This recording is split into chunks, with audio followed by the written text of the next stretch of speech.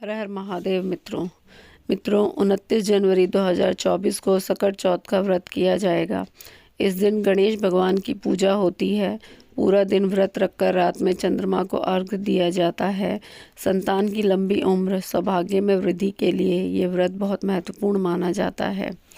आइए जानते हैं सकट चौथ व्रत में सुनी जाने वाली गणेश जी की दो अलग अलग कथाएं। पहली कथा इस प्रकार है। पौराणिक कथा के अनुसार एक नगर में साहूकार और उसकी पत्नी रहते थे। दोनों का धर्म कर्म के काम में मन नहीं लगता था। एक दिन साहूकारनी अपने पड़ोसन के घर गई। पड़ोसन को सकट चौथ की पूजा कर उसने इस व्रत का महत्व पूछा।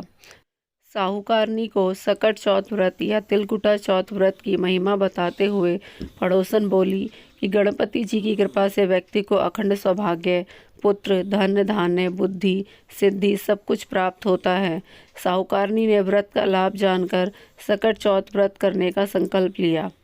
साहूकारनी ने कहा कि अगर वह माँ बनती है तो सकट चौथ व्रत करेगी और गणेश जी को 1.25 सेर तिलकुट चढ़ाएगी।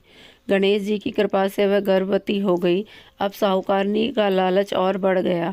उसने कहा कि उसे बेटा हुआ तो 2.5 सेर तिलकुट करेगी। साहूकारनी को एक सुयोग्य पुत्र की प्राप्ति हुई। फिर उसकी लालसा और बढ़ गई। अब वह बोली कि अगर उसके बेटे का विवाह हो जाता है तो वह 5.25 सेर तिलकुट करेगी। गजानन के वरदान से उसका विवाह भी हो गया, लेकिन तब भी उसने व्रत नहीं किया। साहूकारनी के बेटे का विवाह तय हो गया। लोभी साहूकारनी को सबक सिखाने के लिए गणपति जी ने अपनी माया से शादी वाले दिन उसके बेटे को गायब कर दूर कहीं जंगल में पहुंचा दिया। माता पिता और सभी वर के गुम हो जाने पर चिंतित होने लगे। विवाह टल गया। एक दिन साहूकारनी की होने वाली बहू सखियों संग जंगल में दुर्वा लेने गई थी। उसे देखकर साहूकारनी के बेटे ने आवाज़ भी दी, लेकिन वह सभी डर के वहाँ से चली गई और इस घटना के बारे में अपनी माँ को बताया। गांव वालों और साहूकारनी के समधियों ने वहां जाकर देखा तो उनका दामाद घने जंगल में एक पेड़ पर बैठा था।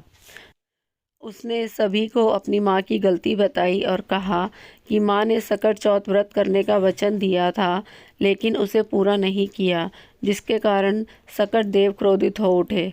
साहूकारनी को जब ये बात पता चली तो उसे अपनी गलती का एहसास हुआ और उसने गणपति जी से क्षमा याचना कर सकट चौथ का व्रत और तिलकुट किया।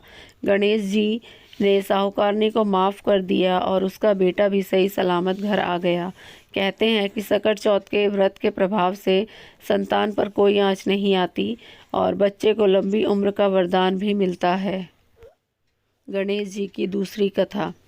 पौराणिक कथा के अनुसार एक बार देवतागण संकट में घिरे हुए थे तो वे कैलाश पर्वत पर भगवान शिव की शरण में आए। वहाँ पर भगवान गणेश और कार्तिकेय जी भी उपस्थित थे। भगवान भोलेनाथ ने अपने पुत्रों कार्तिकेय और गणेश जी से पूछा कि तुम दोनों में से कौन देवताओं के संकट को दूर करेगा। दोनों ने ही कहा कि वे देवताओं के संकट से उन्हें उबार सकते हैं।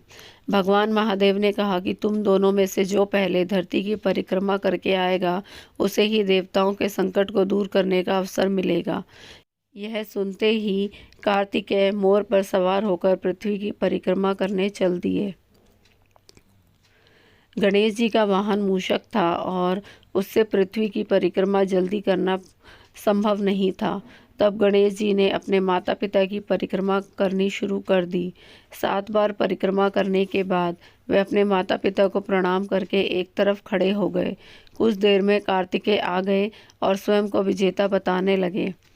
इस पर शिवजी ने गणेश जी से पूछा कि उन्होंने पृथ्वी की परिक्रमा करने की जगह माता पिता की परिक्रमा क्यों की।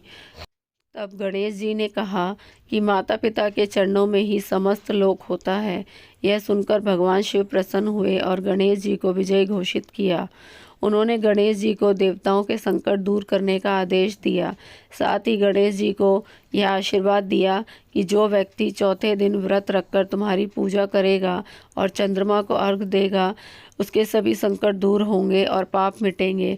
उसे पुत्र, धन धान्य, सुख समृद्धि आदि सभी चीज़ों की प्राप्ति होगी। अगर कहानी पसंद आई तो चैनल को लाइक और सब्सक्राइब ज़रूर कीजिए।